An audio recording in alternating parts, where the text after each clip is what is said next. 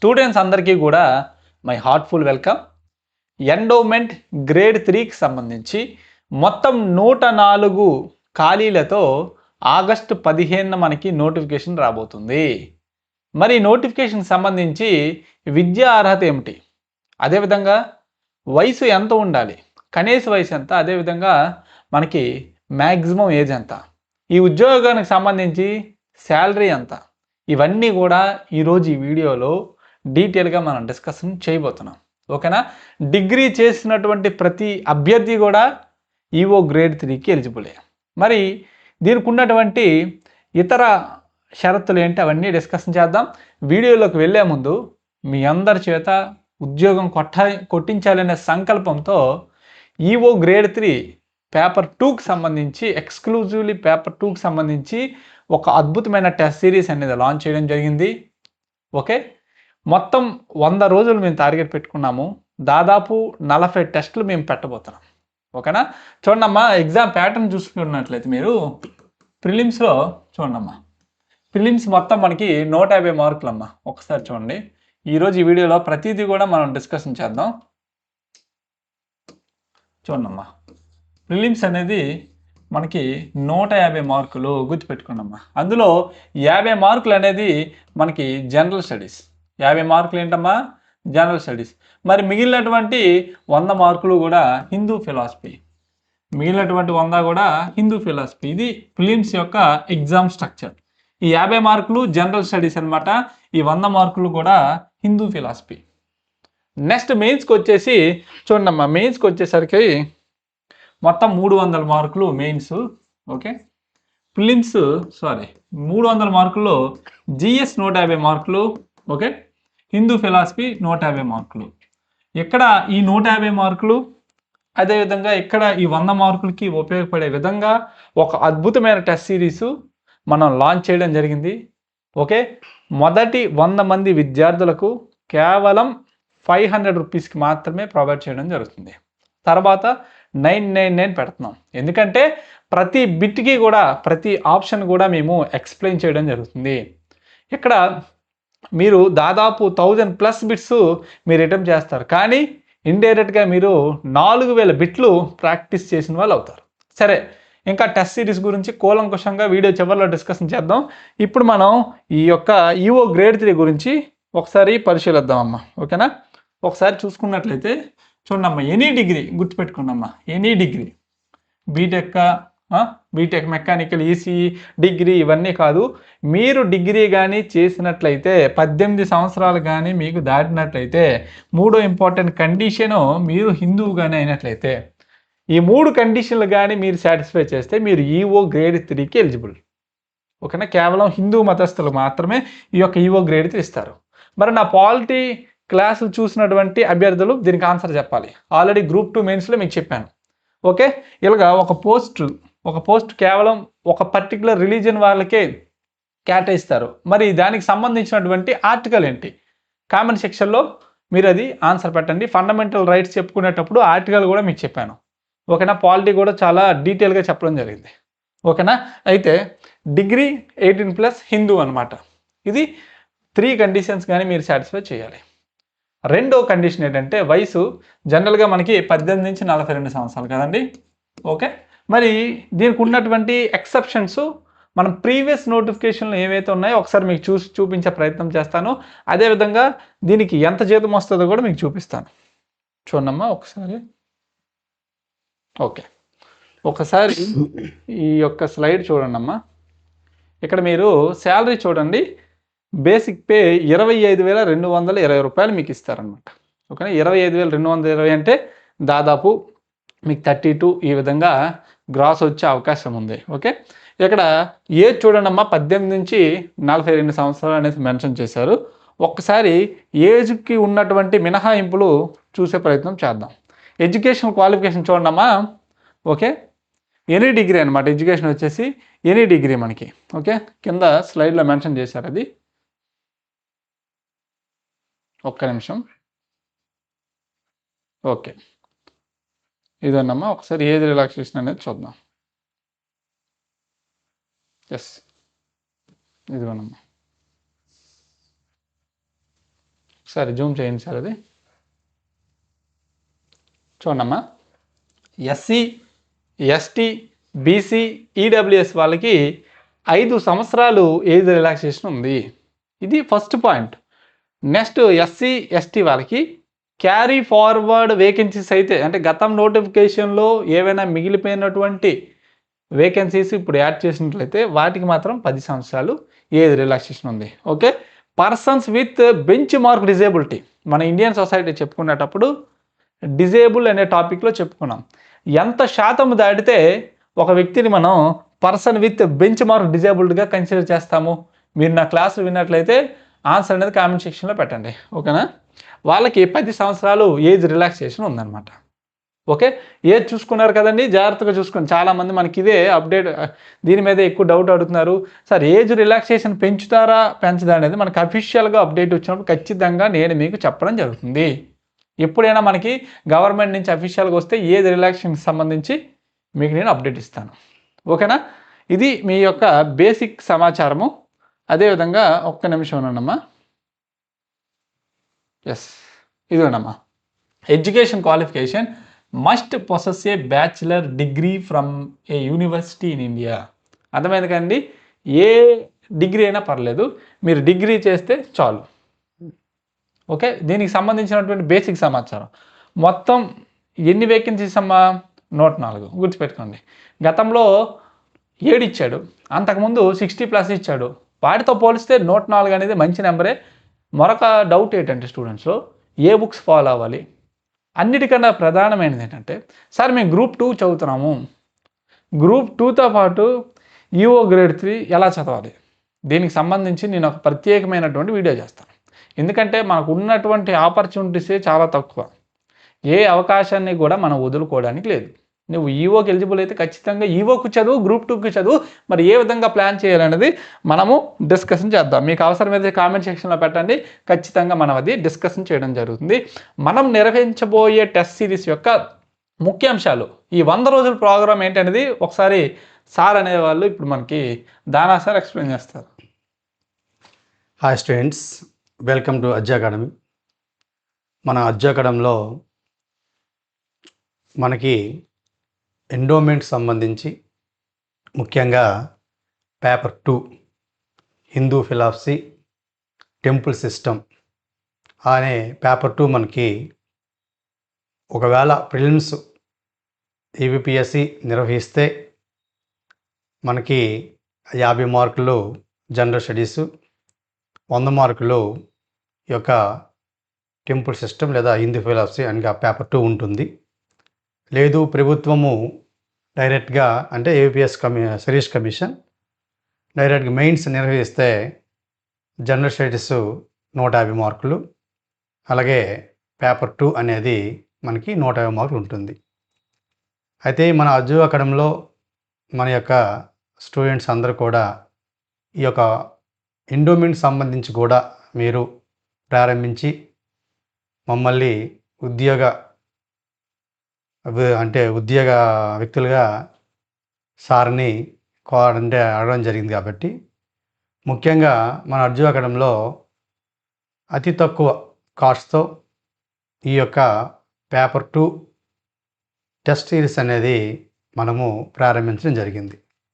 అయితే మనం ఓవరాల్గా ఇటు ప్రిలిమ్స్ ఒక ఉన్నట్లయితే ప్రిలిమ్స్తో పాటు అలాగే మెయిన్స్ డైరెక్ట్గా మెయిన్స్ మనకి పెట్టినా లేదా ప్రిలిమ్స్ తర్వాత మెయిన్స్ పెట్టినా కూడా అన్ని చాప్టర్స్ అనగా మనకి 12 యూనిట్స్ అండి, 12 యూనిట్స్. ఈ 12 యూనిట్స్ కూడా ఈ యొక్క టెస్ట్ సిరీస్లో మొత్తం కూడా అంటే కంప్లీట్ అయ్యేటట్టు మొత్తం కూడా కండి కవర్ అయ్యేటట్టు మనము రూపొందిద్దామండి. ఇదంతా రూపొందించాము అంతా కూడా. అందువల్ల ఏంటంటే ఈ టెస్ట్ సిరీస్ కూడా మనకి కాస్ట్ సారు చెప్పడం జరిగింది ఎంత పెట్టినది. అది ఈచ్ కాస్ట్ కూడా అంటే మనం ఒక టెస్ట్ మనం లెక్క పెట్టినట్లయితే ఒక టీ కాస్ట్ కూడా ఉండదండి. అంటే అంత తక్కువ ప్రైస్ మన అజ్జు సార్ ఇవ్వడం జరుగుతుంది.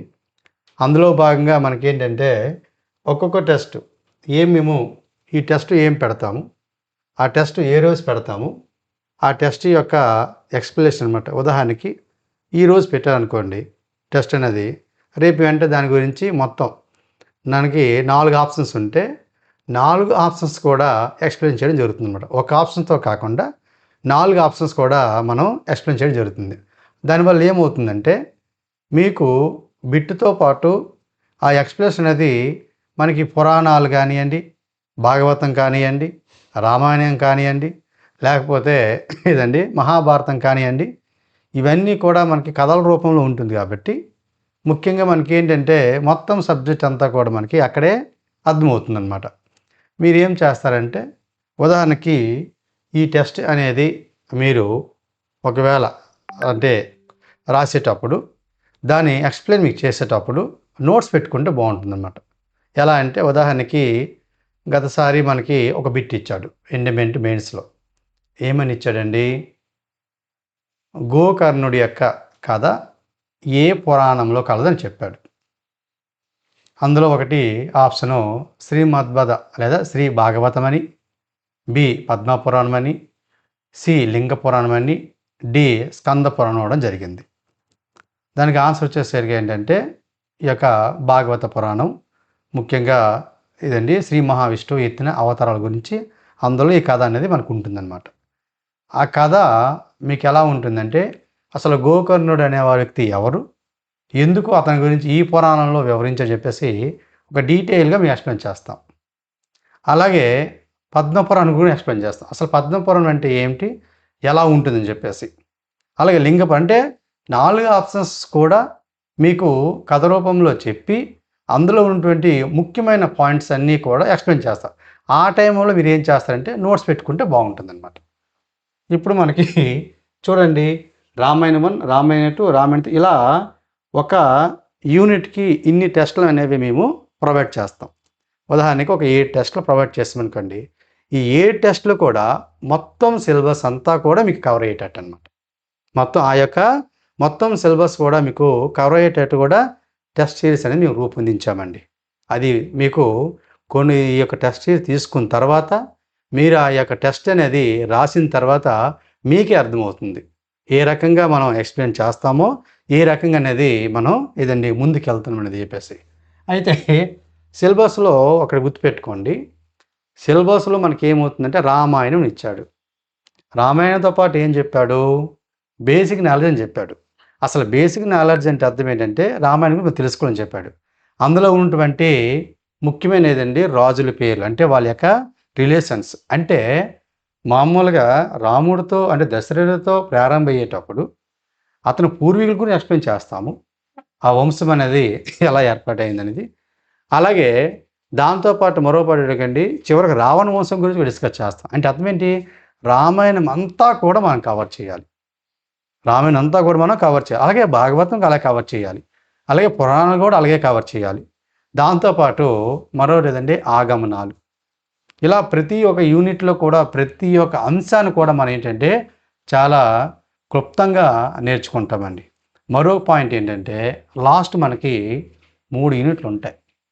అవి ఏంటంటే ఎండోమెంట్ యొక్క యాక్ట్స్ మరియు ఈ యొక్క ఎండోమెంట్కి వచ్చే ఆదాయాలను ఉంటాయి అన్నమాట. ఇవి మనం ఏం చేస్తామంటే దానికి సంబంధించి కూడా మనం ఒక బుక్ అనేది లేదండి తీసుకోవడం కూడా జరిగింది. ప్రతి ఒక్క సెక్షన్ అప్డేట్ అయ్యే సెక్షన్ అనమాట. ఈరోజు వరకు అప్డేట్ అయిన ప్రతి ఒక్క సెక్షన్ దేవాలయానికి ఏ రకంగా ఆదాయం వస్తుంది, దేవాలయ యొక్క ఈవో యొక్క విధులు నిర్వహణ ఎలా ఉంటుంది, ఇవన్నీ కూడా మనము చాలా క్లుప్తంగా టెస్ట్ సిరీస్లో భాగంగా మీకు చెప్పడం జరుగుతుంది. అయితే ఇక్కడ మనకి 100 డేస్ ప్లాన్ మన సార్ ఎక్స్ప్లెయిన్ చేయడం జరిగింది కాబట్టి ఆగస్టు 15న వచ్చే నోటిఫికేషన్ బట్టి అప్పుడు మనకి ఎగ్జామ్ డేట్స్ అందులో అనౌన్స్ చేసినట్లయితే దాన్ని బట్టి కూడా చిన్న చిన్న మార్పులు కూడా మనం చేస్తాం. ఇలా మొత్తం మన యొక్క కోర్స్ అనేది ప్రతి ఒక్క అంశాన్ని కూడా చాలా క్లుప్తంగా నేర్చుకొని అర్థమయ్యే ఒక విధంగా సబ్జెక్ట్ అంతా కూడా మనకి ఏంటంటే ఒక కంప్లీట్ కవర్ అయ్యేటట్టు కనీసము 150 మార్కులకి గరిష్ట మార్కులు తెచ్చినాడు. ఎంత మనం చెప్పకూడదు, 110, 120, 130 అని కాదు, గరిష్ట మార్కులు అంటే మ్యాక్సిమం మార్కులు సాధించడానికి మనము చాలా చక్కగా ఈ యొక్క కార్యక్రమాన్ని తీసుకెళ్దాం సార్. ఓకే, మీరు ఒకసారి చూడండి అమ్మా. మొదటి టెస్ట్ ఆగస్టు 1వ తారీఖున మనకి పెట్టబోతున్నాం. అయితే ఇక్కడ రామాయణం అని మెన్షన్ చేశాం కదండి. మరొక 1 or 2 డేస్లో రామాయణంలో మనం చదవాల్సినటువంటి టాపిక్స్ ఏంటి, పలానా టెస్ట్ అనేవి కూడా సార్ మీకు అప్డేట్ చేస్తారు.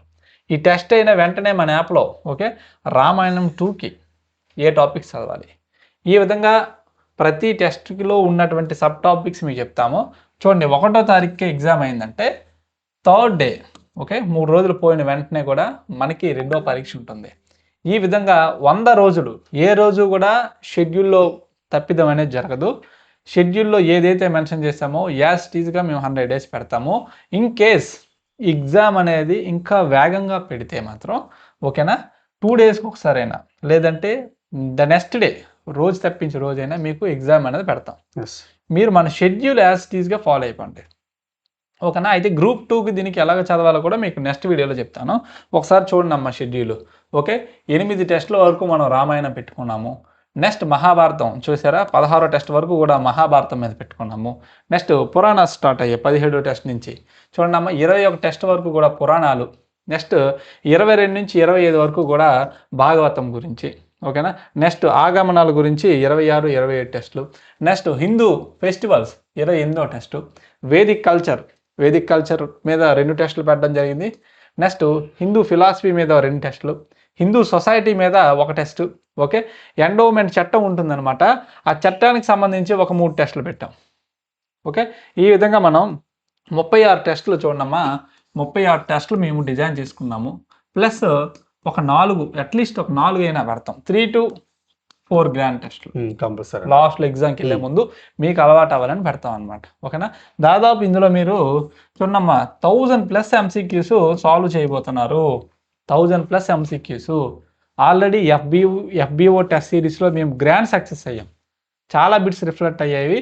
అదే మోటివ్తో ఓకేనా ఈవోకి కూడా మేము గ్రాండ్ సక్సెస్ అయ్యి మా విద్యార్థులు విజయం సాధించాలనే ఉద్దేశంతో ఈ టెస్ట్ సిరీస్ అనేది లాంచ్ చేశాము. ఓకే మొదటి 100 మంది విద్యార్థులకు చూడమ్మా, మొదటి 100 మంది విద్యార్థులకు కూడా కేవలం 500 రూపీస్కే మనం ప్రొవైడ్ చేయబోతున్నాము. టెస్ట్ అనేది మీ అందరికీ తెలుసు ఇంగ్లీష్ తెలుగులో ఉండబోతుంది. ఓకేనా ఆ PDF కూడా మీకు అప్లోడ్ చేస్తాము, ప్రింట్ తీసుకోవచ్చు. ఓకే కేవలం 500 రూపీస్కే 100 మెంబర్స్ అనే టార్గెట్ నాకు తెలిసి మన స్టూడెంట్సే 2 డేస్లోనే అది కంప్లీట్ చేస్తారు. యాజ్ సూన్ యాజ్ పాసిబుల్ తీసుకోండి. తర్వాత ఎందుకంటే మనం 749 అనేది పెడతాము. తర్వాత మరలా 1 వీక్ పోయిన తర్వాత నోటిఫికేషన్ వచ్చిన రోజుకి 999 పెట్టడం జరుగుతుంది. బట్ ప్రతి ఒక్కరికి అందుబాటులో ఉండాలని చెప్పేసి రీజనబుల్గా ఉండాలని చెప్పేసి మనం ఈరోజు 500తో లాంచ్ చేసాము. ఓకేనా ఇంకా ఏ డౌట్స్ ఉన్నా డిస్క్రిప్షన్లో మా నెంబర్స్ ఉన్నాయి, కాల్ చేయండి. ఈవోకి ఏ పుస్తకాలు చదవాలి ఓకేనా ఏ స్టాండర్డ్ బుక్స్ చదవాలి అనేవి మీకు నెక్స్ట్ వీడియోలో కూడా నేను చేయడం జరుగుతుంది. ఓకేనా ఆగస్ట్ 1 నుంచి స్టార్ట్ అవుతుంది. ఈ ఆగస్ట్ 1 లోపు మా గ్రూప్ 2 ప్రిలిమ్స్ సిలబస్ కూడా ఆల్మోస్ట్ 95% వరకు కూడా మేము కంప్లీట్ చేయడం జరుగుతుంది. కోర్ సబ్జెక్ట్స్ అన్నీ కూడా ఓకేనా. మన యాప్ లింక్ డిస్క్రిప్షన్లో ఉంది. మన వీడియోని లైక్ చేయండి, నచ్చినట్లయితే ఇన్ఫర్మేషన్ యూజ్ అవుతుంది అన్నట్లయితే తప్పకుండా షేర్ చేయండి. Thank you very much. Thank you.